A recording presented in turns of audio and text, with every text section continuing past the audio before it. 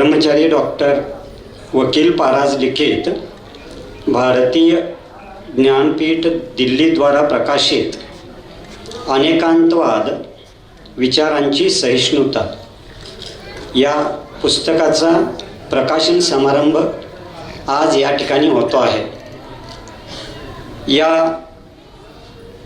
पुस्तकाच्या प्रकाशन समारंभ प्रसंगी प्राध्यापक डॉक्टर प्रकाश पवार, शिवाजी विद्यापीठ राज्यशास्त्र विभाग प्रमुख, माननीय श्री श्रीराम पवार, ज्येष्ठ पत्रकार, सकाळ माध्यम समूह, प्राध्यापक डॉक्टर राजन गवस, सुप्रसिद्ध लेखक साहित्यिक, प्राध्यापक डॉक्टर विजय ककडे, भगवान महावीर अध्यासन समन्वयक, प्राध्यापक डॉक्टर पुरंदर चौगुले, वकील पाराज यांचे PhD गाईड, या ठिकाणी उपस्थित प्राध्यापक D.A. Patil sir, Mahadev Dhanawade, Keshav Raut, Arvind Majlekar sir, Papa Patil sir, Sukumar Sakappa, Rajkumar Paras Patil, Ajit Bhande, Bhauso Hulikere sir, Ramchandra Shinde, Suhas Patil Damani, सर्व दक्षिण भारत जैन सभा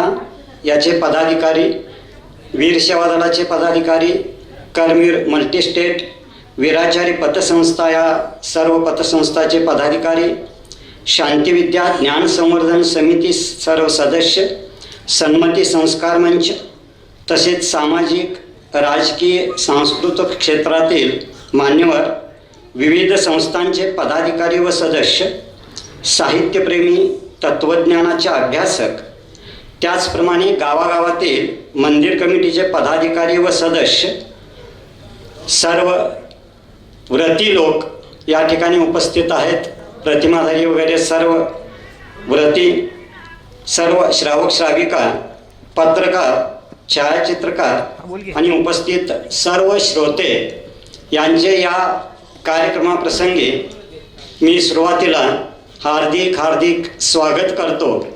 सुस्वागतम सुस्वागतम सुस्वागतम।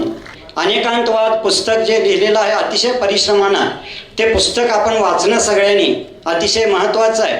हे आपल्या जीवनामध्ये आलं आणि त्यातला एक थोडासा जरी अंश आपल्या आचरणामध्ये उतरला तर आपल्यामध्ये जे वादविवाद होतात किंवा संकल्प विकल्प रागद्वेष ज्याला म्हणतो आपण, ते रागद्वेष निश्चितपणे कमी होण्यासाठी याचा उपयोग आपल्याला होणार आहे।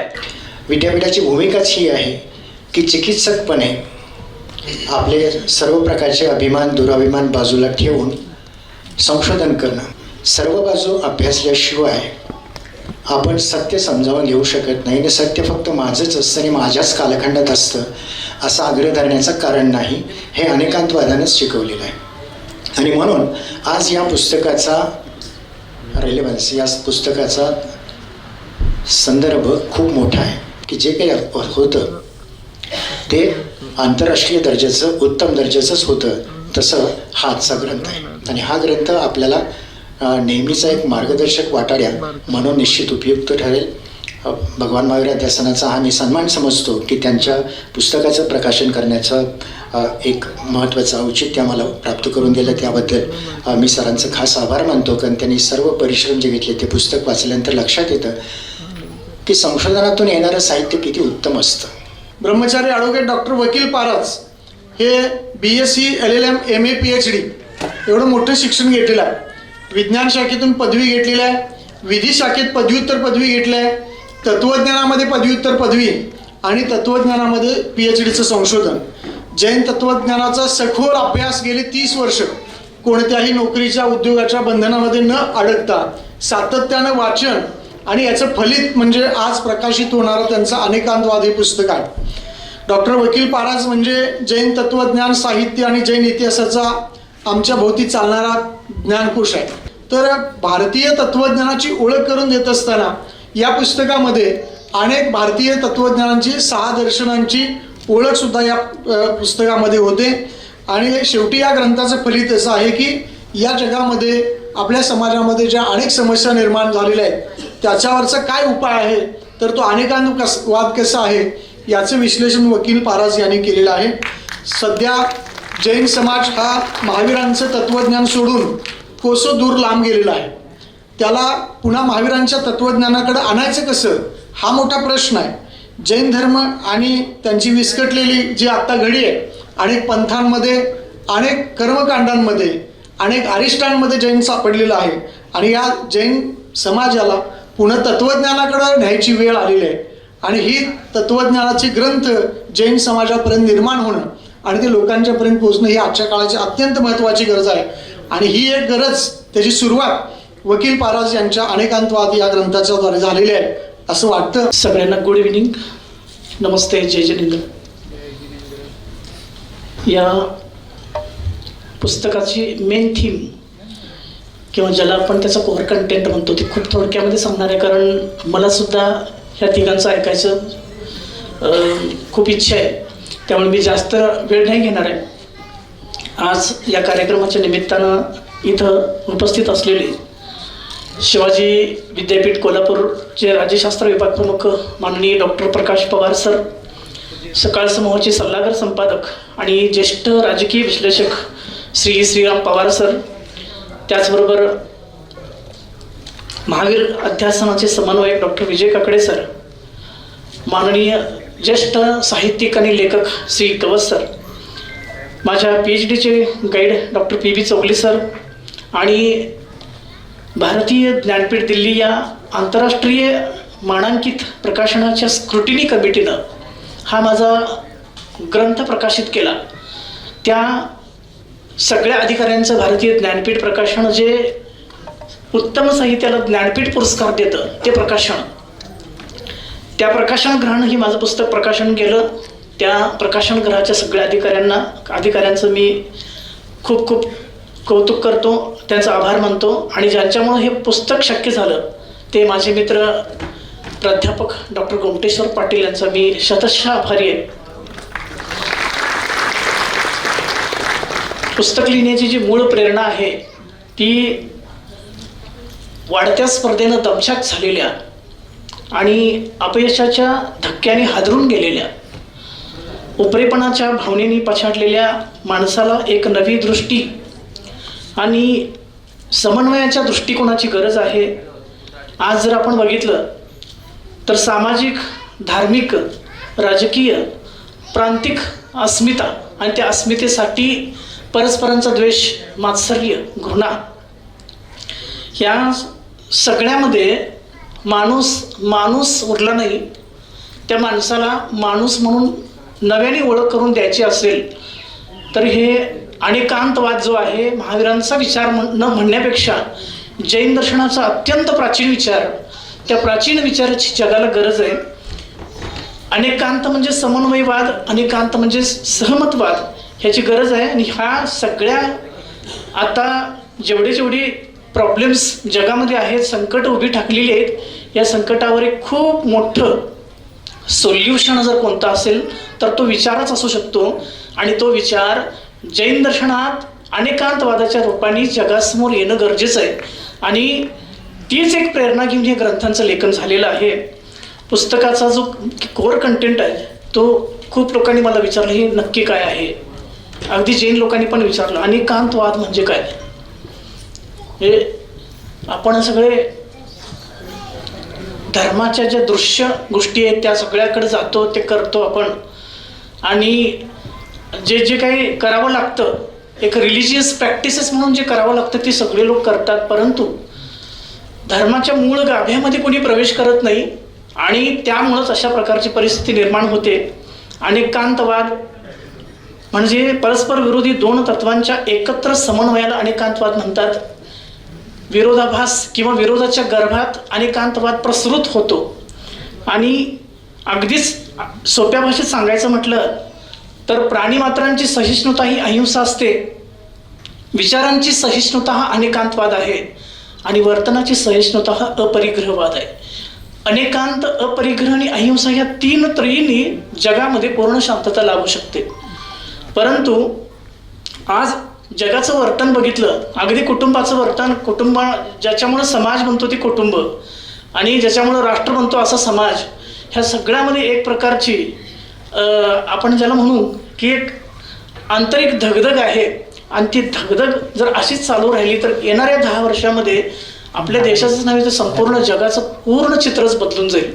आणि म्हणून ह्या सगळ्याला अनेकांतवादाची गरज आहे. परस्पर विरोधी विचारांमध्ये समन्वय राखणं म्हणजे अनेकांतवाद आणि स्वतःच्या मताबरोबर इतरांच्या मताचाही आदर करणं म्हणजे अनेकांतवाद. कोणत्याही वस्तूच्या एकांगी आग्रहाने, अट्टहासाने, अभिनिवेशाने अनेक अनर्थांचा जन्म होतो आणि विचाराच्या आग्रहातून, अभिनिवेशातून मुक्त होणं हे अनेकांतवादाचं प्रयोग आहे. आपल्या सगळ्यांना माहिती आहे की हे पुस्तक तुम्ही बघितल्यानंतर त्याच्या मुखपृष्ठावर एक चित्र आहे. एका हत्तीच्या भोवती 7 माणसं की 7 आंधळे लोक आहेत आणि त्या प्रत्येक आंधळ्याला हत्तीचं मूल्यमापन करायला सांगितलेलं आहे. आणि प्रत्येक आंधळा माणूस त्यातला काय म्हणतो, एक आंधळा मनुष्य हत्तीच्या पायाला स्पर्श करतो, त्याला वाटतो तो स्तंभ आहे. हत्तीच्या पोटाला स्पर्श करणारा माणूस म्हणतो की हत्ती म्हणजे भिंत आहे.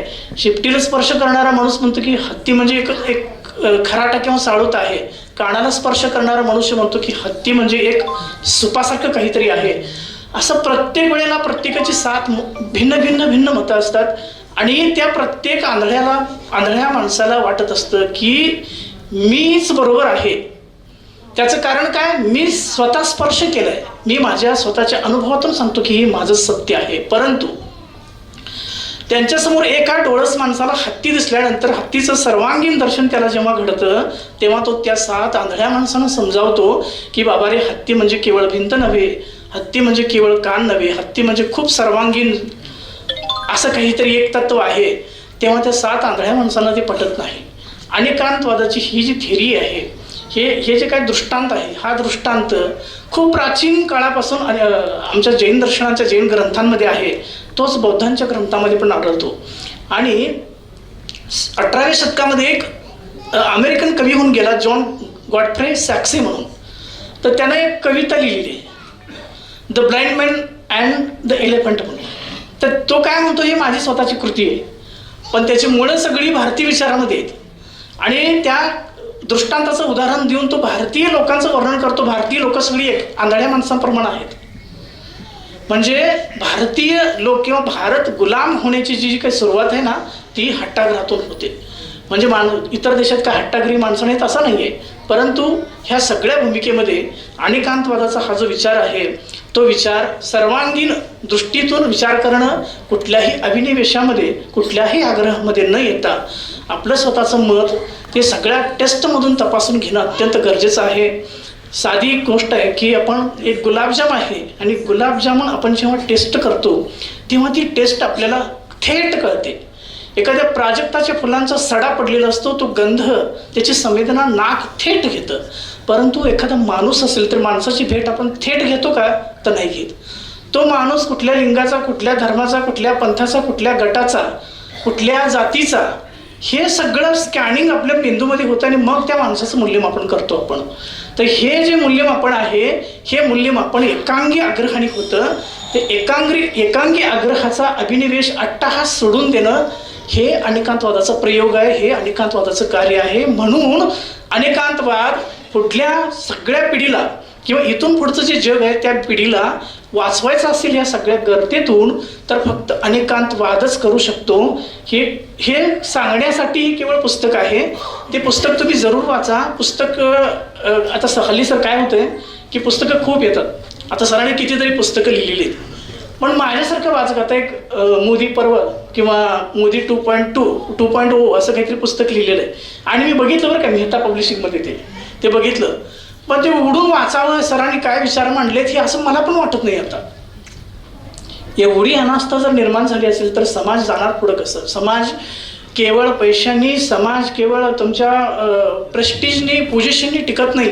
समाज विचाराने जातो आणि तो विचार सशक्त करण्यासाठी आपल्याला पुस्तक वाचण्याची गरज आहे. आणि हे जे पुस्तकाची धाटणी आहे ती एक 2-3 मिनिटच घेतो सर मी. या पुस्तकाची जी धाटणी आहे ती धाटणी पहिल्यांदा मी असं केली की भारतीय तत्त्वज्ञानाचं जे स्वरूप आहे त्या स्वरूपाचं वर्णन केलेलं आहे. कारण भारतीय विचार इतका सशक्त आहे की सगळ्या जगाला सुद्धा तारू शकतो. भारतीय विचारामध्ये प्राचीन काळामध्ये सांख्य वैशेषिक होते, योगदर्शन होतं, त्याच्यानंतर न्यायदर्शन होतं, पूर्वमीमांसा आणि उत्तर मीमांसा ही सगळी वैदिक दर्शनं होती. ह्यांना आस्तिक म्हणायचे. आस्तिक एवढ्यासाठी की ती वेद प्रमाण मानतात म्हणून आस्तिक. आणि बौद्ध दर्शन, जैन दर्शन आणि चार्वाक दर्शन ही नास्तिक दर्शनं, अशा 9 दर्शनांचा सांगोपांग विचार पहिल्या त्या प्रकरणामध्ये मांडलेला आहे.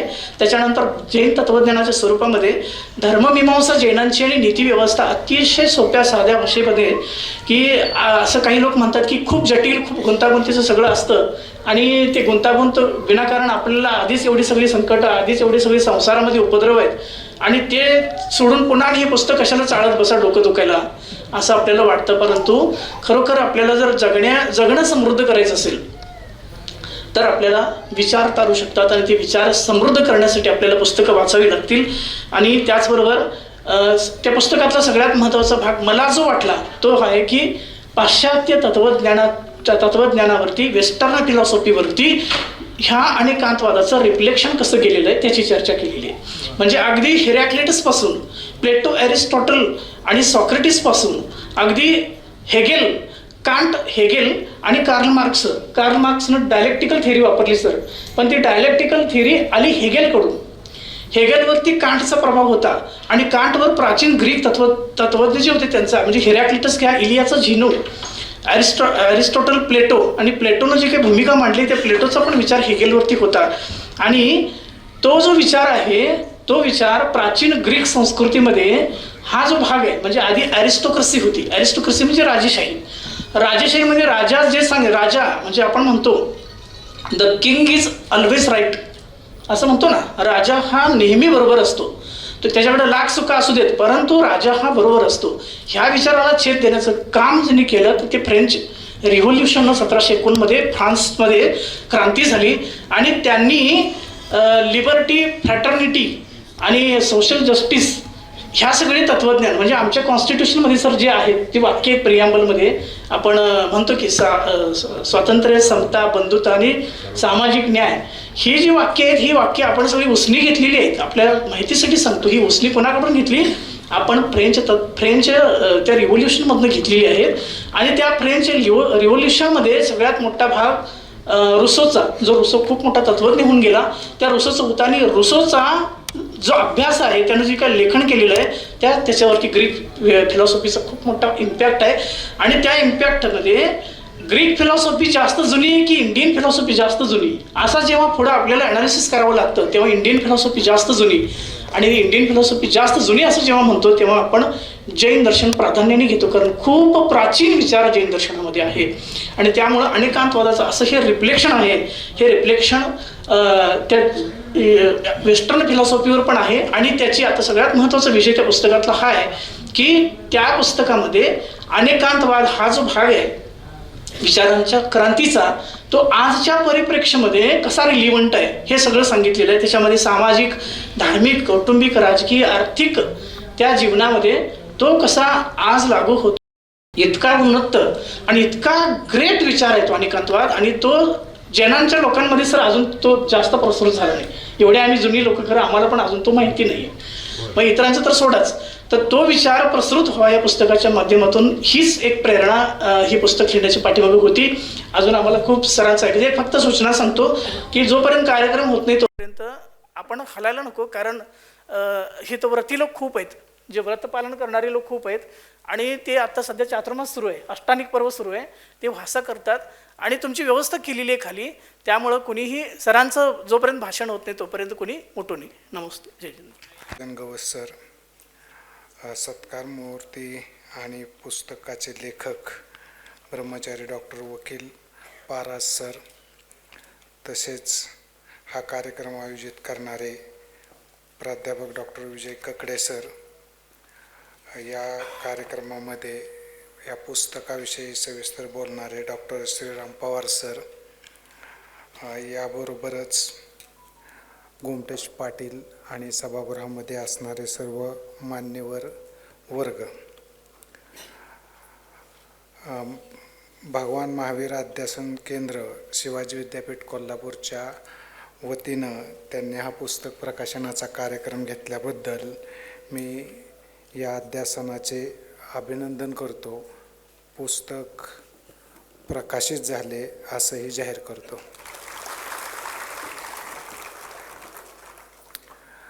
या पुस्तकाबद्दल मी थोडं सोप्या भाषेमध्ये 1-2-3 मुद्दे फक्त तुम्हाला सांगतो. पहिला यातला भाग आहे तो म्हणजे साधारणपणे आपल्या डोळ्यासमोर जसा भारत आहे तसाच आपल्या डोळ्यासमोर जरी नसला तरी आपल्याला माहीत असतं की एक कॅनडा आहे, एक अमेरिका आहे. त्या देशांची उभारणी कशी झालेली आहे तर त्यांच्या देशांची उभारणी हे ते म्हणतात प्युरॅलिझमवरती आधारित झालेली आहे, म्हणजे अमेरिका म्हणतो. आणि तुम्ही कॅनडाला विचारला तर ते म्हणतात मल्टीकल्चरलिझमवरती झालेले आहे. इंडियामध्ये याचं उत्तर अनेक अंतवादावरती झालेले आहे. म्हणजे जागतिक सत्य आहे एक मोठं. ते काय केवळ भारताचं आपल्या कुठल्या तरी एका प्रदेशाचं असं वैशिष्ट्य नाही, ही जागतिक तत्त्वज्ञानातली एक बाब आहे आणि सर्वांनी ॲक्सेप्ट केलेली गोष्ट आहे. आता मुद्दा याचा आहे की या तत्त्वज्ञानाच्या आधारे उलटा पण प्रवास झालेला आहे. म्हणजे गवसरांना नीट माहीत आहे की उदाहरणार्थ तुम्हाला महाराष्ट्र समजून घ्यायचा आहे तर भारतामध्ये म्हणजे एका पुस्तकाच्या आकडेवारीनुसार भारतामध्ये सर्वात जास्त जैन समाज कुठे आहे तर तो दक्षिण महाराष्ट्रामध्ये आहे. आणि इतर बिहारमध्ये आहे, राजस्थानमध्ये आहे, गुजरातमध्ये आहे, परंतु तो इथं एकत्रितपणे जास्त आहे. मग या प्रांताचं विश्लेषण करण्यासाठी कुठलं तत्त्वज्ञान वापरलं पाहिजे तर त्याच्यासाठी मी त्या लेखकांचा उल्लेख करत नाही, परंतु ते लेखक सोशॉलॉजी शिकले, अमेरिकेत गेले आणि तिकडून आल्यानंतर प्युरॅलिझमवरती पुस्तक लिहिलं आणि त्या पुस्तकाचं नाव आहे class, caste and pluralism in Maharashtra. Actually त्या पुस्तकाचा अर्थच असा होतो महाराष्ट्रातील अनेकांतवादाचे राजकारण. म्हणजे जर नीट करायचं गेलं तर अनेकांतवादी राजकारणाचा पट. आता मुद्दा हा तुम्ही नीट समजून घेतला तर हा कसा जगामध्ये अभ्यासाच्या क्षेत्रामध्ये पसरलेला आहे हा लक्षात येतो. या पुस्तकामध्ये लेखकांनी लिहिताना सुद्धा अनेकांतवादावरती म्हणजे केवळ जैन तत्त्वज्ञानातील अनेकांतवादावरती भर दिला नाही.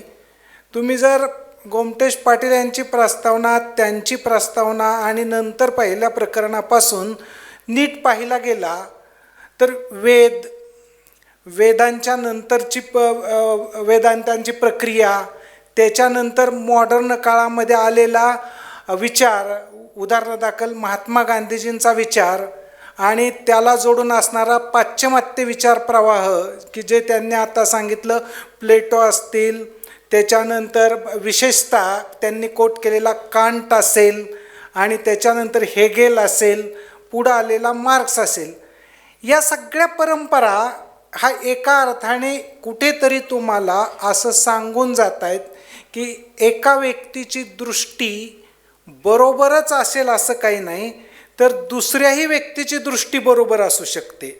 म्हणजे माझं मत बरोबर असू शकतं तसं दुसऱ्याचंही मत बरोबर असू शकतं आणि ह्या दोन्हींचा समन्वय घातला, त्याच्यात तडजोड केली तर नव्याची निष्पत्ती होते, उत्पत्ती होते, असा त्यांच्या म्हणण्याचा या पुस्तकातला मुख्य गाभा किंवा मुख्य अर्थ आहे. आता हा मुद्दा तुम्हाला अगदी सोप्या भाषेत सांगायचा झाला अजूनही, आणि हेगेलने दिलेल्या उदाहरणांवरून त्यांनी ते कोट केलेलं असल्यामुळे हेगेलवरती आपल्याकडे मराठीत दी.के. बेडेकरांनी पुस्तक लिहिलेलं आहे. तुम्ही कधीतरी ते पण एकदा आवर्जून बघितलं तर हा मुद्दा नीट समजू शकेल. त्या तत्त्वज्ञानानुसार मुळात सुरुवातीला वाद असतो, नंतर प्रतिवाद होतो आणि त्याच्यानंतर संवाद जन्माला येतो. त्याला थेसिस, अँटिथेसिस, सिंथेसिस ही तत्त्वज्ञानाची भाषा आहे. परंतु ॲक्च्युली प्रक्रियेतली भाषा कोणती समजणारी तर आपण ज्वारी बाजरी गहू कशाचं बी असेल तर ते बी म्हणजे वाद आहे. बी जमिनीत पेरल्यानंतर त्याच्यावरती पाऊस पडतो तेव्हा प्रतिवाद तयार होतो आणि ते झाड उगवून येतं, तो झाला संवादाचं रूप. म्हणजे बीची पेरणी केल्यानंतर त्याला ऊन वारा पाऊस मिळणं, त्यातून एका झाडाची रोपट्याची निर्मिती होणं आणि त्यातून मग संवाद म्हणजे त्याला फलं फुलं काय असेल ते येणं आणि संपूर्णपणे विकास होत जाणं. हीच प्रक्रिया मानवी जीवनात सुद्धा अस्तित्वात आहे असं त्या हेगेलचं मत होतं. म्हणून तुमचा कुठल्याही समाजाचा विकास व्हायचा असेल तर या टप्प्यातूनच जावं लागतं. हे टप्पे वगळून माणूस कधी जात नाही. म्हणून त्याने हेच उदाहरण माणसाला सुद्धा दिलेलं आहे. मग ते असं म्हणालेले आहेत की एक कुटुंब असतं, तिथं वाद असतो. कुटुंबामध्ये एक दोन मुलं जन्माला आल्यानंतर दोन भावामध्ये वाद होतो, दोन कुटुंब फुटतात, त्याच्यानंतर प्रतिवाद होतो आणि त्यानंतर ती दोन कुटुंब स्वतंत्र सुखाने सौख्याने सलोख्याने राहतात, तिथं संवाद क्रिएट होतो. हा अनेकांतवादाचा पाहण्याचा दृष्टिकोन आहे. म्हणजे जरी एखादी व्यक्ती आपल्या विरोधात गेली, ती वेगळी झाली तरी त्याचं तत्त्व मोडत नाही, तर ते तत्त्व नव्या रूपात व्यक्त होतं, ते समाजाच्या रूपात व्यक्त होतं. जो तुमच्या घरामध्ये आईवडिलांमधलं प्रेम आहे, मुलामधलं आणि आईमधलं प्रेम आहे, तेच पुढं दुसऱ्या कुटुंबात व्यक्त होतं, तेच पुढं समाजात व्यक्त होतं आणि तेच पुढं राज्यात व्यक्त होतं. म्हणजे प्रेमाचा विकास किंवा संपूर्णपणे समाजाला प्रेम वेढून टाकतं ते या प्रोसेसमधून, असं हेगेलचं जे मत होतं तेच सर्व मत अनेकांतवादामध्ये त्यांनी वेगवेगळ्या रूपाने मांडून दाखवलेला आहे. आता हा मुद्दा आणखीन वेगळ्या रूपात कोणता, तर इंडियाच्या तुलनेत अमेरिका चुकलेला आहे अनेकांतवादाच्या बद्दल. तो कशा पद्धतीने, तर अमेरिकेचं असं मत आहे की त्यांच्याकडे मेल्टिंग पॉटची संकल्पना आहे. मेल्टिंग पॉट म्हणजे विरघळून जाणे, वितळून जाणे. जसं आपण पाण्यामध्ये चहा टाकतो, साखर टाकतो आणि ती विरघळून जाते, त्यात स्वतःचं अस्तित्व राहत नाही. तर ही त्यांची 18व्या शतकापासूनची कल्पना विकसित झाली आणि ते अनेकांतवादापासून डायव्हर्ट झालेले आहेत त्यांच्या देशामध्ये. म्हणून आज ज्या अमेरिकेचं कौतुक केलं जातं त्या अमेरिकेला आज दहशतीला सामोरं जावं लागतंय, त्या अमेरिकेला आज हिंसेला सामोरं जावं लागतंय आणि त्या अमेरिकेला आज जिथं म्हटलं जात होतं डॉमेस्टिक व्हायलन्स नाही, तिथं डॉमेस्टिक व्हायलन्सलाही ते सामोरे जाताना दिसत आहेत. काल परवाच ट्रम्पवरती जेव्हा गोळ्या झाडल्या ते तुम्ही पाहिलं असेल. आणि या उलटी कहाणी अशी आहे भारताची अनेकांतवादातून. महात्मा गांधीजी कुठंही तुम्हाला भीत नाहीत, घाबरत नाहीत, भीतीतून मुक्ती त्यांना मिळते, ते अनेकांतवादातून मिळते. म्हणजे अनेकांतवादाचं तत्त्व तुम्हाला इथं असं सांगतं की तुमची कल्पना ही फ्लॉवरच्या पॉटसारखी आहे. जसं तुमच्या घरामध्ये एक फ्लॉवर पॉट आहे, त्याच्यामध्ये वेगवेगळ्या रंगाची फुलं आहेत आणि ती वेगवेगळ्या रंगाची आहेत म्हणून तुम्हाला भावतायत, परंतु ती एकत्रित केली आणि एकाच भांड्यामध्ये टाकली आणि एकच रंग दिसायला लागला तर ती तुमच्या डोळ्यांना भावणार नाहीत, ती तुम्हाला पटणार नाहीत आणि त्याच्याकडे तुम्ही आकर्षित पण होणार नाही. परंतु तुम्ही दुसऱ्याचं अस्तित्व टिकवलं, त्या अस्तित्वासाठी तुम्ही म्हणला की हे असंच राहणार आहे, तर मात्र तुमच्या डोळ्यांना बरोबर वाटू लागतं, तुम्हाला त्याचं आकर्षण होऊ शकतं, तुमचा दिवस चांगला जाऊ शकतो. ही कल्पना अनेकांतवादाची आहे. म्हणजे अनेकांतवाद हा तुम्हाला जसा निसर्गसृष्टीमध्ये अनेक रंग आहेत, अनेक प्रकारचं ज्ञान आहे, अनेक ठिकाणी ज्ञान आहे, त्याचा शोध घ्यायला भाग पडतं. ज्याप्रमाणे मधमाशी विविध ठिकाणी कुठं जिथं मध असेल तिथं जाते, तिथून गोळा करून आणते, तो तिच्या पोळ्यामध्ये ठेवते. ही प्रक्रिया म्हणजे अनेकांतवादाची प्रोसेस आहे. जिथं कुठं ज्ञान असेल त्या ज्ञानाला घ्यायचं, ते ज्ञान एकत्रित आणायचं, त्याचा सिंथेसिस घडवायचा आणि हा जेव्हा सिंथेसिस घडतो तेव्हा वाद मिटतात, संघर्ष मिटतो, द्वेष मिटतो, दुसऱ्याबद्दल असूया असतात त्या नष्ट होतात आणि माणूस शांततेच्या प्रवाहाने जगण्याची प्रक्रिया सुरू होते, समाज शांततेच्या प्रवाहाने जातो. हा एकूण पट या पुस्तकामध्ये मांडून दाखवण्यामुळे हे पुस्तक एका अर्थाने महाराष्ट्रातील लोकांना मार्गदर्शक आहे, जैन समाजासाठी मार्गदर्शक आहे, भारतीय व्यक्तींना मार्गदर्शक आहे. तसंच माझा असाही दावा आहे, हे पुस्तक तुम्ही इंग्रजीत ट्रान्सलेट करा, ते अमेरिकेला सुद्धा उपयुक्त आहे. हे पुस्तक त्या कॅनडाला सुद्धा उपयुक्त आहे. जिथं ते चुकतायत तिथं त्यांना दिशा मिळू शकेल. अनेकांतवादाचा प्रवाह तुम्हाला काय सुचवतोय. म्हणून तर बऱ्याच वेळा असं म्हटलं गेलं होतं की महाराष्ट्र म्हणजे काय आहे, तर महाराष्ट्र हे कार्यकर्त्यांचं मोहोळ आहे. म्हणजे त्या कार्यकर्त्याला अनेक प्रकारची दृष्टी आहेत, प्रत्येक कार्यकर्ता वेगळा आहे, त्याची दृष्टी वेगळी आहे. आणि असं कार्यकर्त्यांचं मोहोळ म्हणजेच एका अर्थाने अनेकांतवाद हा सोशल वर्कमध्ये दिसतो, नॉलेजमध्ये दिसतो, इकॉनॉमीमध्ये दिसतो, सोसायटीमध्ये दिसतो आणि कल्चरमध्ये पण दिसतो. कल्चरचं उदाहरण घेतलं तर तुम्ही साधं असंही म्हणू शकता की जसं एक हिंदूमध्ये रामायण आहे तसं जैन रामायण आहे, जैन महाभारत आहे. आणि त्या दोन्हींबद्दलच्या वादविवादातून, संघर्षातून जे काय अंतिम चांगलं असेल ते सिंथेसिसमधनं बाहेर येईल आणि त्याच्याबद्दलच्या श्रद्धा निर्माण होताना दिसतात. म्हणजे याचा फायनल एकच अर्थ आहे की यातून हिंसेचा ऱ्हास होत जातो, वर्चस्वाचा ऱ्हास होत जातो आणि त्याच्याऐवजी समतेचा पुरस्कार केला जातो, स्वातंत्र्याचा पुरस्कार केला जातो, माणसाच्या सहअस्तित्वाचा पुरस्कार केला जातो, सहकार नावाच्या एका प्रवृत्तीला जवळ केलं जातं. म्हणून भारताच्या कानाकोपऱ्यात कुठं न रुजलेलं तत्त्वज्ञान सहकाराचं ह्या दक्षिण महाराष्ट्रात सुद्धा रुजलं.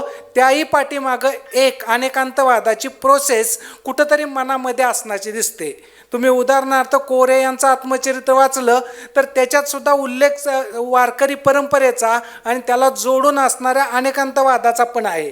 म्हणजे हे जर तुम्ही सहकारातल्या व्यक्तीचं सिम्बॉल पाहिला तर असं लक्षात येतं की इकॉनॉमी नावाची गोष्टसुद्धा अनेकांतवादाच्या प्रवाहातून विकसित होत जाते, हिंसेचाही ऱ्हास होत जातो आणि याची प्रतीकं अनेक आहेत. त्यातलं एक प्रतीक सांगून मी माझं मनोगत इथं थांबवतो.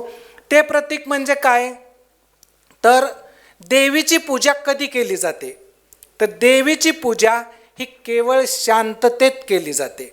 जिथं शांतता नसते तिथं पूजा होत नाही. म्हणजे आपल्याकडे अंबाबाईची पूजा असेल, पद्मावतीची पूजा असेल किंवा तुळजापूरच्या देवीची पूजा असेल, ही हिंसेचं प्रतीक म्हणून होत नाही, ते अहिंसेचं प्रतीक म्हणून होते. म्हणजे हिंसेचा ऱ्हास आणि अहिंसेचा पुरस्कार याचं तत्त्वज्ञान आहे. याही दृष्टीनं आपण पाहू शकतो त्याच्याकडे. असे विविध पाहण्याचे कंगोरे, पर्स्पेक्टिव्ह, कथानक आपणाला हे पुस्तक पुरवतं. म्हणून हे पुस्तक तुम्ही सर्वजण घ्याल, वाचाल आणि वाचल्यानंतर त्यांनाही प्रतिक्रिया द्याल, याचे स्वतःच्या जीवनामध्ये प्रयोग कराल अशी आशा बाळगतो आणि थांबतो. धन्यवाद. अनेकांतवाद या पुस्तकाच्या प्रकाशनाचे अध्यक्ष प्राध्यापक डॉक्टर राजन गवस सर, शिवाजी विद्यापीठाच्या राज्यशास्त्र विभागाचे प्रमुख प्राध्यापक डॉक्टर प्रकाश पवार सर, या पुस्तकाचे लेखक वकील फराज, मावे अध्यासनाचे प्रमुख विजय खकडे सर, सभागृहात असलेले सगळे मान्यवर, आमदार साहेब, उपस्थित मित्र. वकील फराज यांनी जो ग्रंथ आपल्यासमोर ठेवलेला आहे तो संशोधन कुठल्या दिशेनं जाऊ शकतं याचा एक उत्तम नमुना आहे. असं मी का म्हणतो, तत्त्वज्ञानाच्या अंगानं ज्या ज्या वेळेला मांडणी होते तेव्हा तेव्हा बहुतेक वेळा मांडणारा कुठल्या तरी तत्त्वज्ञानाचा अभिमानी असतो आणि ते तत्त्वज्ञान जगातल्या अन्य तत्त्वज्ञानांहून किंचित का असेना सहज आहे असं सांगायचा प्रयत्न करत असतो. त्यात फार वावगं असं काही नाही, कारण त्या अभ्यासात बुडालेला असतो. म्हणजे साधारणपणे जो माणूस नेहरूंचं चरित्र लिहितो तो नेहरूंच्या अभ्यासात बुडालेला असतो, तो नेहरूंची सगळी गुण सांगायचा प्रयत्न करतो. जो पटेलांचं लिहितो तो पटेलांचे गुण सांगायचा प्रयत्न करतो. खोटं दोन्ही पण नसतं, पण कळत नकळत एक्झॅगरेशन होण्याचा धोका असतो. या पुस्तकाचं वैशिष्ट्य असं आहे की जगभरातल्या वेगवेगळ्या तत्त्वज्ञानांच्या प्रवाहाचा, विचारप्रणालींचा विचार करताना आणि त्याची तुलना करताना आपोआपच बरं वाईट सांगावं लागते. सांगत असतानासुद्धा कुठल्याही तत्त्वज्ञानाचा श्री पायाज वकील हे उपमर्द करत नाहीत, त्याला कमी लेखत नाहीत. हाच अनेकांताचा अनेकांत आहे की जे जैन तत्त्वज्ञानाच्या मुळाशी आहे. आपल्याकडे धर्म हा प्रामुख्यानं कर्मकांडात शोधला जातो. कुठलाही धर्म म्हणजे बहुतेक सगळ्या धर्मांमध्ये कर्मकांड पाळणं म्हणजे धर्म अशा प्रकारचं एक मानस तयार झालेलं असतं आणि ते सामान्य माणसाला समजायला सोपं असतं. म्हणजे जगातल्या बहुतेक सगळ्या धर्मांमध्ये प्रतीका आणि प्रतिमांना मुळात स्थान नाही. पण आता कुठलाही धर्म असा यायला नाही की ज्याच्यामध्ये प्रतीक, प्रतिमा, फोटो, पुतळे, मूर्त्या यांना स्थान नाही असं नाही आहे. याचं कारण कळत नकळत आपल्याला सोप्यात सोपा धर्ममार्ग अवलंबावा वाटत असतो. पण सगळे धर्म हे त्याच्या पलीकडं एकूण समाजाची धारणा काय असावी, समाज कुठल्या दिशेनं विकसित व्हावा याच्याविषयी काही मूलभूत चिंतन मांडायचा प्रयत्न करतात. जैन समुदायाच्या बाबतीत ते चिंतन हे अनेकांतवादातून प्रत्यक्षात आलेलं आहे. त्यातला स्यादवाद, नय वगैरे अनेक गोष्टींचं अतिशय उत्तम तार्किक वर्णन या पुस्तकामध्ये, ग्रंथामध्ये आलेलं आहे. माझ्या मते या ग्रंथाचं महत्त्वाचं वैशिष्ट्य हे या सगळ्याचा, ज्याला आत्ताच पवारसाहेब म्हणाले सिंथेसिस, तसा सिंथेसिस साधण्याचा प्रयत्न केला आहे. म्हणजे वेदांतामधला एकांत, जैन तत्त्वज्ञानातला अनेकांत, बौद्धांनी नाकारलेला एकांत, या सगळ्यामध्ये काहीतरी साधर्म्य दाखवायचा प्रयत्न करत आहेत. हे अद्भुत आहे. असं कुणी असा प्रयत्न पण करत नाही. ते असं म्हणतायत की ज्या शंकराचार्यांनी वेदांतावर भाष्य केलं आणि वेदांत मत प्रस्थापित केलं असं आपण मानतो, ते शंकराचार्यसुद्धा निषेध वृत्तीनं का असे ना अनेकांतवाद मान्य करतात. अशा प्रकारची मांडणी ते करतात. म्हणजे एकम सत्य विप्रावदंती बहुधा असं ज्याला वेदांती लोक म्हणतात, त्याच्यामध्ये एकच सत्य वेगवेगळ्या पद्धतीनं सांगितलं जातं अशा प्रकारचं धारणा आहे. शंकराचार्यांच्या अनेक स्तोत्र त्यांनी लिहिली, अनेक प्रकारचं ब्रह्मसूत्रावर भाष्य केलं. या सगळ्यामध्ये अंतिमतः वेदांती माणूस काय सांगतो की सत्य आहे, असत्य आहे आणि मिथ्या आहे. ब्रह्मसत्य जगन मिथ्या, म्हणजे ब्रह्म एकच सत्य आहे, बाकी सगळं जग मिथ्या आहे.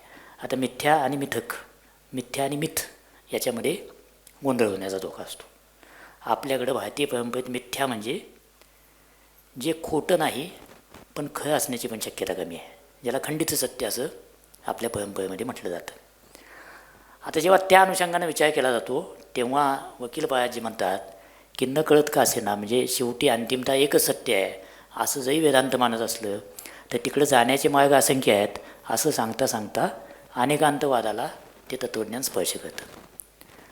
आता त्याच्यामध्ये मतभेद, मतांतर नाहीत का, 100% आहेत आणि ती खूप खोलवर आहेत. ती विचारांच्या तत्त्वज्ञानाच्या अंगानं त्यात खोलात गेल्यानंतर त्याचे बारीक धागे डोळे सुटायला सुरुवात होती. पण व्यावहारिक अर्थानं काय आहे तर हे जे अनेकांताचा विचार आहे तो वेगवेगळ्या तत्त्वज्ञानातून आपल्याला दिसतो. त्यांनी अशी मांडणी केलेली आहे आणि ती खरी पण आहे की जैनपूर्व काळात म्हणजे महावीरांनी या अनेकांतवादाचं मॅनिफेस्टेशन केलं असं म्हणता येईल की तो खऱ्या अर्थानं लोकांना समजावून सांगितला. पण त्याच्या आधी वेगवेगळ्या पद्धतीनं ही सूत्र नव्हती का, तर ती वेगवेगळ्या ठिकाणी दिसत आहेत असं त्यांचं संशोधन सांगतं. आणि ते या पुस्तकामध्ये आलेलं आहे की त्याच्या आधीच्याही वेगवेगळ्या विचारांमध्ये आपल्याला विचाराचं बाहुल्य आणि त्या सगळ्याचा सन्मान करावा या प्रकारचं सूत्र आपल्याला जैनपूर्व काळामध्ये पण दिसतं. पण ते एक ठाशी विचार किंवा एक प्रणाली म्हणून भगवान महावीरांनी प्रस्थापित केलं. अशा प्रकारची मांडणी ही हा ग्रंथ करतो आणि ती वास्तवाला धरून आहे. फक्त भारतीय तत्त्वज्ञानच नव्हे, म्हणजे भारतीय तत्त्वज्ञानातली सगळेच वेदांतांमधली षड्दर्शनं आणि एक चारवाक सोडला, लोकायत सोडलं, म्हणजे चारवाकाचा पंथ सोडला, तर बाकी सगळ्यांचा कुठंतरी अनुबंध ते या तत्त्वज्ञानाशी दाखवून देत आहेत. त्याच्या पलीकडे जाऊन म्हणजे ज्यांचा भारतीय तत्त्वज्ञानाशी संबंध आला की नाही आपल्याला माहिती नाही, अशा सगळ्या कांट, हेगेल, अरिस्टॉटल, प्लुटोपासून सगळ्यांच्या हेकलेटिस्पच्या सगळ्यांच्या मांडणीमध्ये, लेखनामध्ये आणि प्रतिपादनामध्ये अनेकांतवाद कुठं ना कुठंतरी कसा दिसतो, रिफ्लेक्ट होतो. तो आता भारतातल्या जैन तत्त्वज्ञानातून त्यांनी घेतला की नाही हा मुद्दा नाही आहे. मुद्दा आहे की हा सगळीकडे दिसतो. म्हणजे जसं म्हणाले की मल्टीकल्चरलिझम किंवा प्लुरॅलिटी ही अनेकांतवादाचीच वेगळी मॅनिफेस्टेशन, म्हणजे वेगळ्या प्रकारे ती व्यक्त झालेली आहेत. थोड्या फार फरकानं त्यामध्ये काही भेद दाखवता येतील, पण मूळ सूत्र ते आहे की वेगवेगळ्या विचारांना मानलं पाहिजे. तर तसं तत्त्व ते विरोध विकासवादात ज्याच्या आधारावर बहुतेक सगळी पाश्चात्य तत्त्वज्ञानं उभी राहिली, ज्याचा उल्लेख पुन्हा सगळ्यांनी केला की थिसिस, अँटिथिसिस, सिंथेसिस. तर हा जो काही कलह आहे की प्रत्येक गोष्ट उभी राहत असताना त्या गोष्टीतूनच विरोधी तत्त्व तयार होतात आणि मग त्या दोन्हीच्या संयोगातून काहीतरी तिसरं नवं तयार होतं. त्या दोन्हीतलं पण घेतं आणि भारत हा त्याचं उत्तम उदाहरण आहे. म्हणजे आपल्या देशामध्ये किती प्रकारचे लोक आले, म्हणजे गणतीच करायला गेली तर दोन्ही हाताची बोटं कमी पडतील, इतक्या प्रकारचे लोक आपल्याकडं वेगवेगळ्या प्रकारातून आले. म्हणजे असं म्हणतात की रशियाच्या सायबेरियाकडच्या गवताळ प्रांतातून स्टेपे नावाच्या तिकडून माणूस भारतामध्ये आला, पर्शियातून आला, अफगाणिस्तानातून आला, वेगळे आफ्रिकेतून पण आला. तर या सगळ्या माणसांनी एकत्र येऊन त्या काळामध्ये नवनवे विचार मांडत जी संस्कृती तयार झाली ती भारतीय संस्कृती. आणि अशी जर भारतीय संस्कृती असेल तर त्याच्यामध्ये माझंच खरं, मी म्हणतो तेच अंतिम, असं जेव्हा म्हणायला लागतो तेव्हा कट्टरतेकडे जातं. आणि अनेकांतवाद किंवा सगळं जैन दर्शन हे कट्टरतेला नाकारतं. आणि म्हणून ते भविष्यातल्या जगालासुद्धा मार्गदर्शक आहे असं आपण का म्हणतो बौद्ध तत्त्वज्ञान, जैन तत्त्वज्ञान, कारण ते कट्टरतेला नाकारतं. आणि मग जर आपण कट्टरतेला नाकारणाऱ्याच तत्त्वज्ञानावर आधारलेला धर्म कट्टरतेकडे जायला लागला तर काय ते चुकायला लागले. मग आपण आपले कितीही कर्मकांडाला धरून असू, काही असू, पण हा धर्मच मुळात, हा समुदायच मुळात सगळ्या जगाला समजून घ्यावं आणि समजून घेता येईल अशा प्रकारची सूत्र मांडावीत या आधारावर उभा आहे. तर त्यांनी संकुचित का व्हावं. आणि जर दक्षिण महाराष्ट्रात सर्वाधिक जैन असतील तर सर्वाधिक व्यापक त्यांनीच व्हायला पाहिजे. त्यामुळं मला असं वाटतं की पाश्चात्य तत्त्वज्ञानाचा जसा तो हे पडला आहे तसा माझ्या मते मेल्टिंग पॉट म्हणा, काही म्हणा, विचारांच्या वैविध्यातून नवीन नवीन विचार घडत असतात. आणि तसं ते घडणं म्हणजेच विकसित होणं. या सगळ्याची अतिशय तार्किक मांडणी या ग्रंथामध्ये आहे. वेगवेगळ्या विचारांवर अनेकांतवादाचा प्रभाव कसा पडला, जैन दर्शनांमधल्या वेगवेगळे जे काही सूत्र आहेत, मुनींचे आचार, सामान्य माणसांचे आचार, इथंपासूनच्या सगळ्या गोष्टी आहेत. पण त्याच्या पलीकडं सगळ्यांना कवेत घेणारं तत्त्वज्ञान म्हणून हे मांडलं जातं. आणि शेवटी ग्रंथाच्या शेवटी येताना लेखक असं मांडायचा प्रयत्न करतो की या अनेकांतवादाचा आजच्या जगामध्ये, कॉन्टेम्पररी जगामध्ये आपल्याला उपयोग काय. मला वाटते हे या पुस्तकाचं आणखी एक सगळ्यात महत्त्वाचं वैशिष्ट्य आहे. आणि तो उपयोग काय आहे तर आज ज्या प्रकारची परिस्थिती सगळ्या जगभर साकारलेली आहे ती कुठल्या ना कुठल्या तरी एकाळलेल्या विचारातून आहे. म्हणजे आत्ताचं जे जग साकारलं आहे की ज्याला असं वाटत होतं आपल्याला 30-35 वर्षापूर्वी जगातल्या बहुतेक शहाण्या माणसांना असं वाटत होतं की भांडवलशाही पद्धतीचा विकास आणि उदारमतवादी लोकशाही या दोन्हीच्या संयोगातून जे काही जगात तयार होईल ते शांतता टिकवायला पुरेसं आहे. किंवा अंतिमतः आपल्याला फ्रान्सिस फुकुयामा नावाचा त्याला तत्त्वज्ञ म्हणा, विचारवंत म्हणा, या माणसानं 90च्या दशकात असं मांडलं की या दोन्हीच्या संयोगातून जे काही आकाराला येतं आहे हे आता आपल्याला अंतिमतः जग कुठल्या दिशेनं जावं याचं सूत्र सापडलं आहे. म्हणजे आता नव्यानं काही शोधायची आवश्यकता नाही अशा प्रकारची त्याची मांडणी होती. त्याच्या हयातीतच असं आपल्या लक्षात आलं की या दोन्हीमध्ये खूप त्रुटी आहेत. याचं कारण काय तर ज्या प्रकारच्या भांडवलवादी व्यवस्थेचा विकास होत गेला त्या विकासातच त्याला विरोध करणारी तत्त्व उभी राहिली आणि त्यातून जी विषमता तयार झाली त्यातून जगभरामध्ये अशा अनेक धक्के आपण पचवतो आहोत मागच्या 10 वर्षामध्ये आणि येणाऱ्या 10 वर्षामध्ये खूप पचवावे लागतील. म्हणजे ज्या अमेरिकेमध्ये मल्टीकल्चरलिझमचा म्हणजे बोलबाला आहे असं आपण म्हणतो की जगातल्या सगळ्या स्किल्ड लोकांची मक्का, काशी, पंढरी जी काय आहे ते अमेरिका आहे. तर त्या अमेरिकेमध्ये बाहेरचे लोक आम्हाला नकोत असं सांगितलं जायला लागलं. भारतीय लोक येतात आणि आमच्या नोकऱ्या पळवतात असं सांगायला लागलं. जो ब्रिटन भांडवलवादाचा काय म्हणता येईल की प्रवक्ता त्या ब्रिटनमध्ये ब्रेक्झिटसारखं घडतं आणि युरोपीय महासंघापासून आम्ही दूर गेलो पाहिजे असं सामान्य माणसाला वाटायला लागतं. हे सगळं भांडवलवादाच्या अतिरेकातून जी विषमता तयार झाली त्याच्यातून तयार झाला. आणि याचा दुसरा परिणाम काय झाला ज्याचा या पुस्तकातल्या प्रतिपादनाशी थेट संबंध आहे. याचा दुसरा परिणाम असा झाला की या सगळ्या जगातल्या वेगवेगळ्या देशांमध्ये की हे जे काही आज एक सदोष परिस्थिती तयार झालेली आहे त्याला ताळ्यावर आणण्याची क्षमता फक्त माझ्यातच आहे असं म्हणणारे नेते जगाच्या वेगवेगळ्या भागामध्ये उदयाला यायला लागले. आणि नेते उदयाला येत आहेत म्हणजे काय, याची एक म्हणजे एक क्लासिकल थिअरी आहे. हे करतात काय, तर हे कोणाला तरी खलनायक ठरवतात. कुठल्या तरी व्यक्तीला, कुठल्या तरी जातीला, कुठल्या तरी समाजाला, कुठल्या तरी वंशाला, कुठल्या तरी विचारसरणीला कुणाला तरी खलनायक ठरवायचं. आणि मग त्या खलनायकापासून तुम्हाला जर वाचवायचं असेल तर मी, माझी संघटना, माझा पक्ष, माझे विचार किंवा माझा धर्म हेच वाचवू शकतात अशा प्रकारची मांडणी करायची. असा प्रवाह आपल्याला जगाच्या सगळ्या भागात बळावताना दिसेल. याचाच परिणाम म्हणून ज्याची चर्चा आता राज्यशास्त्राच्या संदर्भात किंवा एकूण जगाच्या राजकारणाच्या संदर्भात सगळीकडे चालू आहे की सगळ्या युरोपमध्ये, ज्या युरोपनं दुसऱ्या महायुद्धानंतर सर्व प्रकारची शांतता अनुभवली, त्यामुळं आर्थिक समृद्धी प्रचंड अनुभवली, त्या युरोपातल्या सगळ्या देशांमध्ये ज्याला आपण उजवा विचार म्हणतो, म्हणजे अन्यवैजक विचार, एक्सक्लुझिव्ह विचार, कुणाला तरी टाळणारा विचार, तो विचार सगळ्या युरोपभर डोकं वर काढायला लागला आहे. मग ट्रम्प काय, ओरबन काय, पुतीन काय, किंवा ली पेन आणि मेलोनी, हे जे काही वेगवेगळ्या देशात पुढं आलेले नेतृत्व आहे आणि ते आता सत्ता घ्यायला सरसावलेलं नेतृत्व आहे किंवा सत्तेवर बसलेलं नेतृत्व आहे, ते कुणाच्यातही विरोधात आपल्या राष्ट्रवादाची, आपल्या देशाच्या विचाराची मांडणी करते. आणि असं जेव्हा होतं तेव्हा देशामध्ये, जगामध्ये अस्वस्थता आणि अराजकाकडंच जग जातं आणि तशा उंबरठ्यावर आपण आहोत. याच प्रकारची परिस्थिती दुसऱ्या महायुद्धाच्या आधीच्या 10 वर्षामध्ये जगामध्ये होती की मीच श्रेष्ठ अशा प्रकारचं, मग ते वंशाच्या आधारावर असेल, देशाच्या कुठल्याही आधारावर असेल, कुठल्याही आधारावर मीच श्रेष्ठ, माझी जात, माझा धर्म आणि माझा देश श्रेष्ठ, या प्रकारची मांडणी व्हायला सुरुवात होते. तेव्हा अस्वस्थतेकडं आपण जातो. अशा अस्वस्थ काळामध्ये आपण वावरत आहोत. हे कुणाला चुकलेलं नाही. आपल्या देशामध्ये काय चाललं आहे, आपल्या देशामध्ये सुद्धा एका प्रकारच्या कट्टरतेला विरोधात दुसऱ्या प्रकारची कट्टरता, यातून आपण सगळेच क्रमाक्रमानं अधिकाधिक कट्टरतेकडे निघालो आहोत.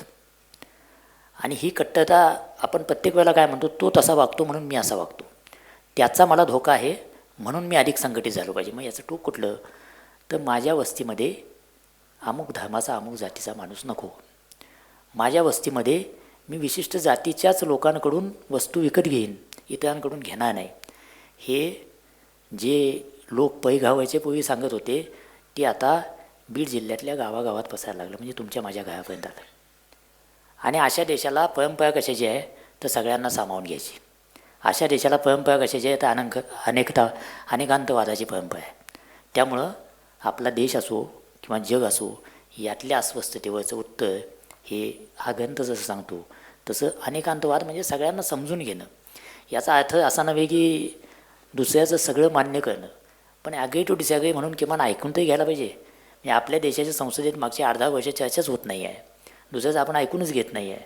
इतक्या टोकापर्यंत आपण जेव्हा जायला लागतो, किंवा सोशल मीडियावर ज्याला हल्ली ट्रोल असं म्हणतात, ते ट्रोल दुसरं काय ऐकून घ्यायच्या भानगडीतच नसतात, कुणाचंच काही ऐकून घ्यायचं नाही.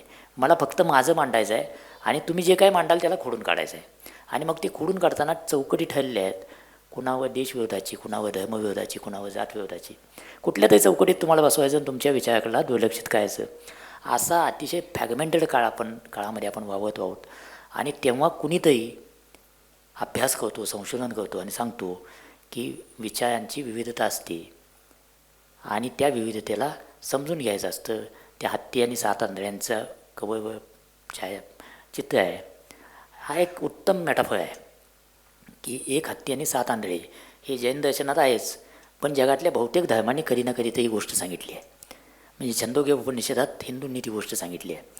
रुमी नावाचा जो सुफी पंथाचा सगळ्यात मोठा तत्त्वज्ञ ज्याला म्हणता येईल, त्यानं हीच कथा सांगितली आहे. प्रत्येकानं आपापल्या मतप्रतिपादनासाठी सांगितली, पण हीच कथा सांगितली. गौतम बुद्धानं पण हीच कथा सांगितली आहे. काही जण म्हणतात की सगळेच इग्नोरंट आहेत आणि त्या इग्नोरन्सकडं म्हणजे अज्ञानाकडं लक्ष वेधण्याचा भाग म्हणून ही कथा आहे. जैन तत्त्वज्ञान म्हणते की हे वेगवेगळ्या प्रकारची मतं असतात, त्याला जे दिसलं ते त्याला भावलेलं सत्य आहे, त्याला अनुभूती आलेलं सत्य आहे, तेवढं सत्य त्याच्यापुरतं बरोबर आहे. त्याला नाकारायचं आणि त्याच्यावर शिक्का मारण्यापेक्षा ते समजून घेऊया. वेगवेगळे प्रवाह असं वेगळ्या पद्धतीने, म्हणजे अगदी सायन्समध्ये सुद्धा हा मेटाफर वापरला जातो, म्हणजे मेडिसिनच्या क्षेत्रात सुद्धा हा मेटाफर वापरला जातो.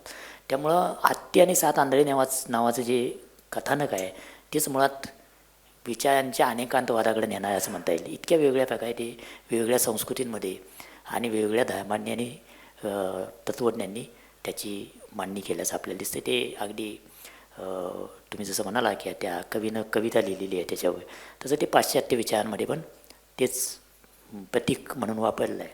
तर अनेकांतवाद असा वेगवेगळ्या ठिकाणी झळपत जातो. अनेकांतवादाची मांडणी करताना आणि तो आमचा आहे असं अभिमानानं सांगताना फक्त एक काळजी कायम घ्यायला पाहिजे की असं जर आपण म्हणत असू तर आपल्या विचाराच्या विरोधी, आपल्या विचारापेक्षा वेगळे अनेक विचार जगामध्ये असू शकतात. ते असण्याची मुभा आपण दिली पाहिजे. त्यांना असायला हरकत नाही, पण माझा हा विचार आहे. म्हणजे अनेकांतवादाचं वैशिष्ट्य काय आहे, तर माझा विचार मला प्रिय आहे, त्याच्याशी मी ठाम आहे. याचा अर्थ असा नव्हे की तुम्ही विचारच मांडू नका. तुमचा विचार मांडायची मुभा आहे, पण माझा विचार मला पटलेला आहे आणि तुम्हाला परसिव्ह करायला, समजावून सांगायला, कन्व्हिन्स करायचा प्रयत्न करतो, जो गांधीजींनी त्यातला उचललेला भाग आहे. हे महात्मा गांधींच्या एकूण त्यांच्या विचाराला जर आपण तत्त्वज्ञान म्हणणार असू तर त्या तत्त्वज्ञानामध्ये ही आपल्याला वेगवेगळ्या ठिकाणी त्यांच्या कृतीमध्ये पण दिसते. दुसऱ्याला समजून घेऊ, पण समजून घेत असताना माझं म्हणणं त्याला समजावून सांगण्याचा प्रयत्न करू.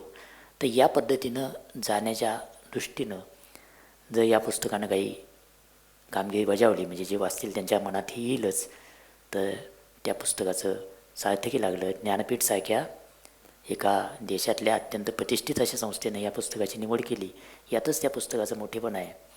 आणि अशा सगळ्या संस्थांमध्ये ज्या प्रकारचं वातावरण आत्ता आहे, आजचं वातावरण असताना हे पुस्तक प्रकाशित होणं म्हणजे एकालेली एककल्ली व्यवस्था आणावी असं वाटणारी सगळ्या संस्था ताब्यात घ्यायला लागल्या असताना त्यातल्या एका प्रतिष्ठित संस्थेला अनेकांतवादावरचं एककल्ली विचारांना छेद देणारं पुस्तक प्रसिद्ध करावं वाटतं, ही सुद्धा या काळामध्ये एक चांगली सुखद जुळूक आहे. त्याचं स्वागत केलं पाहिजे. हे पुस्तक खरंच विकत घेऊन लोकांनी वाचावं, त्याच्या वेगवेगळ्या ठिकाणी चर्चा व्हावी, त्याचा इंग्रजी अनुवाद जरूर व्हावा अशी मी या निमित्तानं अपेक्षा व्यक्त करू. आपण एक उत्तम ग्रंथ लिहिला, त्याबद्दल पुन्हा एकदा आपलं अभिनंदन करतो. थांबतो. थँक्यू. व्यासपीठावरील सर्व मान्यवर, त्यामध्ये आदरणीय पवार सर, श्रीराम पवार, या ग्रंथाचे लेखक, सभागृहामध्ये अनेक मान्यवर उपस्थित आहेत. सर्वांचाच नामोल्लेख करणं शक्य नाही, पण आमचे एक तरुण मित्र श्रेणिक नरदे आहेत, हे मला जरा बरं वाटलं. मित्र हो, काळाचं वर्णन श्रीराम पवारांनी केलं. प्रकाश पवार सरांनी या ग्रंथाचं महत्त्व कोणत्या अंगानं आहे हे सांगितलं. वकील साहेबांनी आपल्या ग्रंथात काय आहे याची एक रूपरेषा तुमच्यासमोर मांडली. ज्या गोष्टी बोलल्या गेलेल्या आहेत त्याच्याविषयी मी फारसं बोलणार नाही किंवा त्याची पुनरावृत्ती करणार नाही, पण वकील साहेबांसारखा एक माणूस या तालुक्यात आहे ही मला श्रेष्ठ गोष्ट वाटते. आणि अशा माणसाचं संगोपन करणं, अशा माणसाला चिंतनाला अवसर देणं ही आम्हा सगळ्यांची जबाबदारी आहे. कारण हा परवडणारा माणूस नाही आहे, ते बिलकुल परवडणारा माणूस नाही आहे. आणि अशा माणसानं तुमच्यासमोर इतकं मोठं काम करून ठेवलं आहे. म्हणजे पवार सर म्हणले की हा ग्रंथ तुम्ही घ्या, श्रीराम पवार म्हणले की हा ग्रंथ तुम्ही घ्या, तुम्ही वाचण्यासाठी घ्या असं म्हणण्याचा त्यांचा साधारणतः एक मतितार्थ असावा. मी एवढं म्हणेन की हे पुस्तक तुमच्या घरात नेऊन ठेवा, तुमची पोरं बाळं निदान त्याची पानं उलटतील. कारण आपण सगळे बाद झालेले लोक आहोत. आपल्यात काही परिवर्तन होईल शक्यता शून्य. म्हणजे या पुस्तकाबद्दल पवार सर बोलत होते, श्रीराम पवार बोलत होते, आपण सगळे गंभीर होऊन ऐकत होतो. की दुसऱ्याचं मतही आपण ऐकलं पाहिजे. या सभागृहाच्या बाहेर गेल्यानंतर आपण बिलकुल ऐकणार नाही आहोत. म्हणजे इतके आपण बनचुके आहोत. आणि अशा एका विचित्र परिस्थितीत आता आपण सापडलेलो आहोत की ही कडेलोटाची परिस्थिती आहे. फार काही आशावादी वातावरण आहे सगळीकडं असं बिलकुल नाही आहे. म्हणजे पूर्ण क्षेत्र आपण संपवलेली आहेत. हे सगळ्या आर्थिक संस्था संपवलेल्या आहेत. पवार सर म्हणाले की हा अनेकांतवाद या भागात असल्यामुळं सहकारी संस्था उभ्या राहिल्या. हे खरं आहे, पण या संस्थांच्या नरड्याला नख लावण्याचं काम आपल्याच भागात झालेलं आहे. आपण इतके नतद्रष्ट आहोत की पाणी सुद्धा चांगलं राहावं, पंचगंगेतलं पाणी ओंजळ भरून पिता यावं, असं पाणी सुद्धा आपण ठेवलेलं नाही. इतका हैदोस घातलेला आहे. म्हणजे हा काळ आपण इतक्या वाईट ठिकाणी आणून ठेवलेला आहे. म्हणून मी म्हटलं की ही कडेलोटाची परिस्थिती आहे. आणि याच्या केंद्रभागी कोणतरी गॅरंटी देतंय की मी गॅरंटी देतो. अरे काय चाललंय? हा भारत आहे. हा कोणाच्या एकट्याचा देश नाही. का आहे? नाही ना. हा सगळ्या तमाम एक किती सगळ्या जनतेचा 1,40,00,000 लोकांचा हा देश आहे. आणि अशा देशात ही भाषा येते कुठून? कर लो दुनिया मुट्ठी में. कुणाची घोषणा आहे? गोरगरिबाचे खिसे कापा आणि कर लो दुनिया मुट्ठी में. एकटा म्हणतोय आणि आपण अनेकांतवादावर विचार करतोय.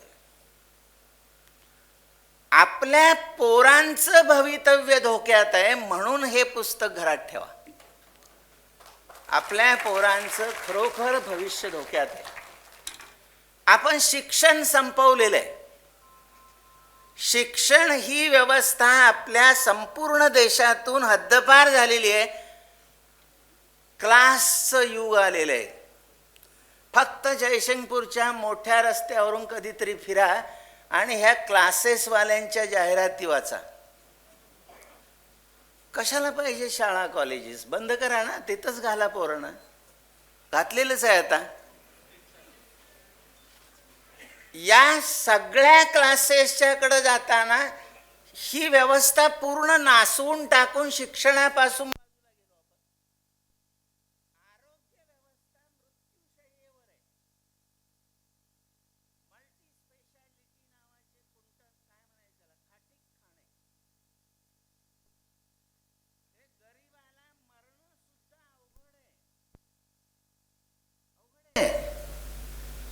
तुम्ही मेलात तर तुमच्या पोराबाळांना तुमचा मुर्दा सहजासहजी घराकडं आणता येत नाही. किमान 5-7 लाख मोजावे लागतात. कुठल्या काळात आहोत आपण? मग गरज कशाची?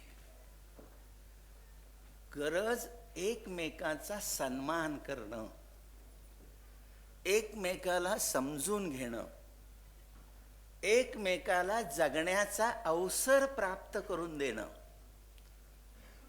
एक तीळ करंडून वाटून खावा ही आमची मूलभूत धारणा आहे.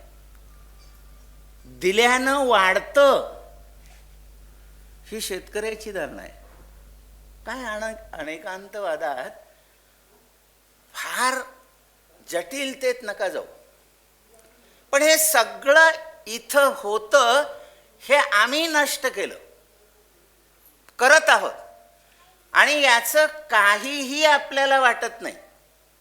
म्हणजे आपण जगण्यातून तत्वज्ञान घालवून टाकलं. म्हणजे कुठल्याही विद्यापीठामध्ये सशक्त तत्वज्ञान विभाग नाही. प्राच्यविद्येचा अभ्यास होत नाही, तर्कशास्त्र अभ्यासक्रमातून काढून टाकलेला आहे. किती वृक्ष पिढी घडवतो होत आपण. आणि पोरानं विचारच करू नये आणि त्याचं व्यक्तिमत्व पार दुभंगून जावं यासाठी आपण इंग्रजी माध्यमांच्या शाळांचं पीक काढतोय. आपल्या विचाराला कुठं अवसर आहे? सर्व बाजूने आपण जगण्याची कोंडी करून टाकलेली आहे उद्याच्या पिढीची. आणि ही कोंडी फोडायची असेल, मी डॉक्टर साहेबांच्या समोर खरोखर नतमस्तक आहे की हे पुस्तक त्यांनी योग्य वेळी आपल्यासमोर आणलं. का बरं? काळ कसा आहे पहा. म्हणजे या काळाचं वर्णन मी नेहमी करत असतो. हा संशयाचा काळ आहे, हा संभ्रमाचा काळ आहे आणि हा सुमार लोकांचा काळ आहे. म्हणजे नवऱ्याला बायकोविषयी संशय आहे, बायकोला नवऱ्याविषयी आहे, आईला मुलाविषयी आहे, बहिणीला भावाविषयी आहे, शेजारी पाजारी मित्र वगैरे ह्या गोष्टी सोडून द्या. प्रत्येकाला प्रत्येकाविषयी संशय आहे. प्रत्येकाकडं आपण संशयानं पाहतो आहोत. इथं अनेकांतवादाची खरी गरज, संशयाचा आणि ह्या सगळ्यात संभ्रम. काय कळतच नाही आहे, मेंदू बधीर करून टाकलाय. आज एका पक्षात असतो, उद्या सकाळी दुसऱ्या पक्षात जातो. आज बोलतो की मी असा, यानी वाटोळं केलं, दुसऱ्या दिवशी त्याच्या घरात. डोकंच चालत नाही हो. बधीर संभ्रम. बरं, हे खालीपर्यंत आहे. आपण सर्वसामान्य माणसाचं जगणं इतकं हराम करून सोडलं की किती कोटी लोकांना फुकट धान्य. म्हणजे भिकारी तयार करण्याची व्यवस्था ही कधी राज्यव्यवस्था असते का? काय मारता आहात तुम्ही? श्रम मारता आहात. राबायची मूलभूत प्रवृत्तीच माणसाची संपवायची आणि त्याला इतकं गुलाम करून टाकायचं की त्यानं तुकड्यासाठी उद्या दारातच आलं पाहिजे. अनेकांतवादाच्या भूमिकेत माणसानं माणसाला जगण्यासाठीचा एक अवसर प्राप्त करून देणं, तो म्हणतोय त्याच्यात सुद्धा काही तथ्यांश असेल. ऐकून तर घेऊया. नाही ना, कुणाची तयारीच नाही दुसऱ्याचं ऐकून घ्यायची. आणि हे पुन्हा धार्मिक जत्ते तयार झाले. काय पन्हाळगडावर झालं? काय गोरगरिबांच्या घरांची अवस्था. का तर त्या गावाचं नाव मुसलमान वाडी आहे. काही संबंध नाही त्या वरच्या अतिक्रमणाचा. आपल्यात एक हिंस्त्र श्वापद घेऊन आपण फिरतो. जनावर एक असं वखवकलेलं. प्रत्यक्षातली जनावरं सुद्धा अशी वागत नाही. तो फार सहनशील, प्रेमळ, समजून घेणारी, एकमेकाला आधार देणारी. एखाद्याची हत्या केली तर भुकेपुरतंच हरिण मारतील, बाकीच्या हरणांना मुक्त वावरू देतील. हे काय आहे? गंभीर परिस्थितीमध्ये योग्य मार्ग दाखवणार एक तत्वज्ञान पाटील साहेबांनी आपल्यासमोर ठेवलेलं आहे. मोठं काम आहे आणि यातून कदाचित उद्याच्या परिवर्तनाची सुरुवात होईल. म्हणून हे पुस्तक सगळ्या सोयऱ्यांच्यात वाटा हा नवीन शब्द आहे आपल्याकडे. खरोखर विकत घेऊन वाटा. उद्या आपल्या पोराबाळांचं भवितव्य याशिवाय शाबूत नाही. याशिवाय उद्या पोरांना भवितव्य नाही. दुसऱ्याला समजून घेणं, दुसऱ्यासमोर किमान आदरानं नम्र होणं, दुसरा काय म्हणतो त्याचा आदर करणं. माझंही हे मत आहे, तुझंही हे मत आहे, 4 लोकांची 4 मतं आहेत. बघूया पाचामुखी परमेश्वर, हे आपल्या खेड्यातल्या शेतकऱ्याचं म्हणणंच होतं. पाचामुखी परमेश्वर म्हणजे काय? 5 जणांचे 5 विचार असतील, त्यातून एका विचारावर येतील ना सगळे. किती वर्षे पाटील साहेबांनी मेहनत केली असेल, ह्या वकील साहेबांनी मेहनत केली असेल. तुम्ही इतक्या संख्येनं आलेला आहात. कदाचित प्रेमापोटीही आला असाल, कदाचित धार्मिक भावनेतूनही आला असाल, कसेही या, पण दुसऱ्याविषयी नम्रता, आदर, प्रेमभाव बाळगण्याचा संदेश यातून घेऊन जाऊया. तुम्ही सगळ्यांनी अतिशय शांतपणे ऐकलात. धन्यवाद. नेवरांचं आणि अवघ्या सभागृहाचे आभार मानतायत दैनिक सकाळचे पत्रकार श्री युवराज पाटील. बालब्रह्मचारी डॉक्टर वकील पाराज लिखित अनेकांत वाद विचारांची सहिष्णुता या पुस्तक प्रकाशन समारंभ आता संपन्न होत आहे किंवा झाला आहे असं समजू.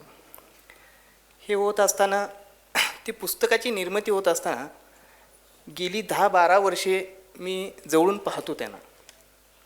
पहिली 2 वर्षे तत्त्वज्ञानामध्ये MA केले ते, त्यानंतर 5-6 वर्षे ते PhD केले आणि त्यांच्यानंतर 4 वर्षे ते पुस्तक लेखनासाठी त्यांची गेली. अशी 12 वर्षे एकूण ह्या विचाराशी एकसंग राहून ते एक साहित्य निर्मिती झालेली आहे. आणि साहित्य निर्मिती करताना आता गेली 4 महिने आम्ही हे प्रकाशन करण्यासाठी कष्ट घेत आहोत. त्या तुलमोलाची माणसं हे प्रकाशन होण्यासाठी आम्ही प्रयत्न करत होतो. एप्रिलमध्ये हे पुस्तक छापून आलेलं आहे दिल्लीहून. आम्ही 4 महिने ह्या मोठ्या लोकांच्यासाठी वेळा घेतो आहे आणि ही एवढी मोठी लोकं आहेत, ही आम्हाला वेळ दिलेत आणि त्यानंतर हा समारंभ आज होत आहे. यामध्ये प्रमुख पाहुणे म्हणून डॉक्टर प्रकाश पवार सर, त्यांची पदं घेत नाही वेळेअभावी, ते आमचे श्रीराम पवार सर सकाळचे ते सर आणि राजन गवस सर, ही 3 मोठी व्यक्ती आम्हाला ह्या समारंभासाठी लाभले. ह्या तिघांचाही मी आभारी आहे. त्याबरोबर महावीर अध्यासनानं हे साहित्य बघितल्यानंतर 1 मिनिटात सांगितलं की आम्ही हे प्रकाशनचं सगळी जबाबदारी घेतो. शिवाजी विद्यापीठाचे कुलगुरू आणि त्यानंतर विजय ककडे सर यांचाही मी आभारी आहे. त्यानंतर वकील सरांचे PhDची गाईड, म्हणजे PhD करताना वकील सरांना ती PhD करालोय म्हणजे गाईड आणि संशोधक ह्यांचं एक नातं कुठं बरंच ऐकलं असाल, पण तू एक गुरु म्हणून काय मार्गदर्शन केलं सरांनी ते मी त्यांच्या तोंडून ऐकतो किंवा आमच्या अभय भैयांच्या तोंडून ऐकतो. त्यांनी जे मार्गदर्शन केलं त्याच्यामुळेच ते PhDचं संशोधक करू शकले. आणि त्याच्यानंतर हे पुस्तक करताना गोमटे सरांचं मोठं योगदान आहे त्यामध्ये. म्हणजे वकील भाईंना फोन करत होते ते की PhDचं ते पुस्तकात रूपांतर व्हावं आणि काही वेळा ते त्यांच्या एकूण आध्यात्मिक आणि धार्मिक व्यस्ततेमुळे ते लिहित नव्हते. त्यावेळी मला फोन करत होते, युवराज सांगा ना त्याला ते लिहायला, ते वर्गमित्र आहेत दोघे.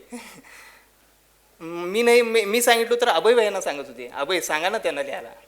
असं करून 4 वर्षे ते साहित्य निर्मितीसाठी गेले आणि त्याच्यावर बरंच ते या दोघांनी बसून काय पाहिजे काय नको, तिथलं कुठलं तत्त्वज्ञान असावं नसावं ह्या सगळ्याची मांडणी केली आणि त्यानंतर ही साहित्य निर्मिती झाली.